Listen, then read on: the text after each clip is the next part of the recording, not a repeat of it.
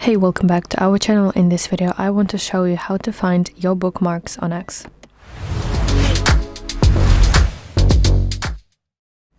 It's very simple to do. First of all, of course, open X, and then you want to tap your profile picture in the top left corner of your screen.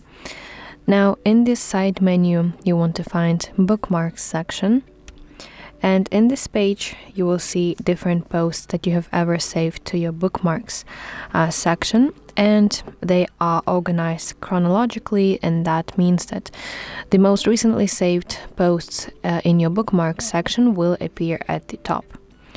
So that's basically how you can find your bookmarks on X. I really hope that you find this video helpful, and if so, please like this video and subscribe to our channel to see more content like this.